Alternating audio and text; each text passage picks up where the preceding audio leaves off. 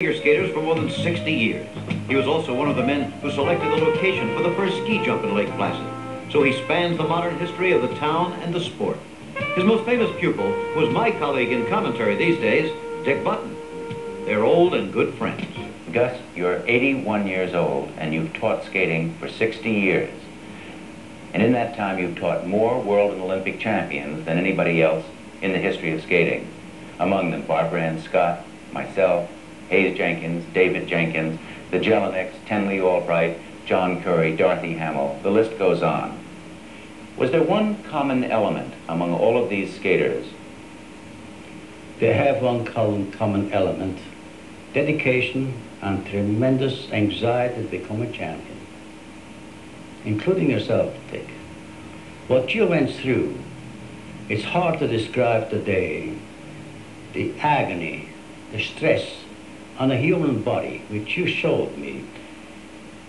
Was there one element that all of these skaters had beyond dedication? There's nothing to go beyond dedication. It has to be dedication beyond even eating or sleeping or living the whole thing through.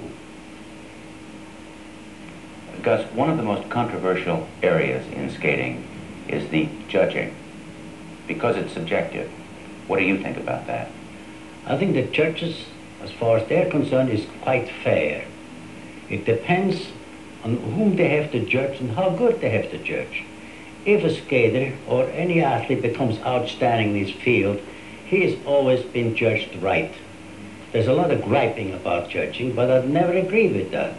I feel if you're great enough and you're the one, they're going to win no matter what. Do you feel that the system of judging could be improved? There could be an improved system of judging if they would take 7 or whatever judges they have and throw it top and bottom out like they do in diving or anywhere else. It might help. But to me, it always has been, if you're great enough, you're going to win. Gus Lussi, this is the end of Dorothy Hamill's performance at the 1976 Olympic Games in Innsbruck. What do you think about her skating?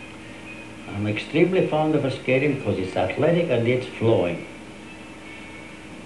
It's powerful, and it is typically like a young American girl in bloom.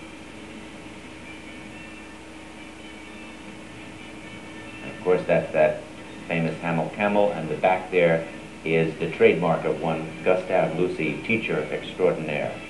Because any one of my pupils will have a straight back due to the fact that they have to do so many sit spins, which gives them a good back. The young lady who is trying to step into the shoes of Dorothy Hamill and win an Olympic gold medal at Lake Placid is Linda Fratiani. Here is Linda's performance. Do you think she'll win? She has a good chance of winning if she only could straighten herself up a bit more. I would advise that to her. Although she is our best skater and our best athlete at present. Charlie Tickner is the leading American skater in the men's competition. What do you think of his style? I like his style very much. I think he's an excellent stylist, and I think he's the best we have in America today. But I think he's got quite a competition from Cousins, from England. Robin Cousins of Great Britain.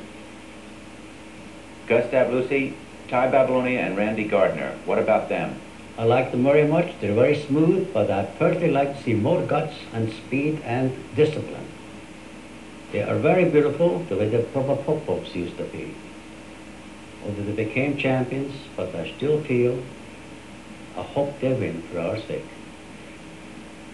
I think what Gustave Lussi is saying is the one strain that has been consistent through all his years of teaching, and that is skating is a sport which must have guts, determination, speed, power, as well as musical interpretation, style, and elegance. That is correct. Thank you, Gus. You're welcome. Now let's return to Jim McKay.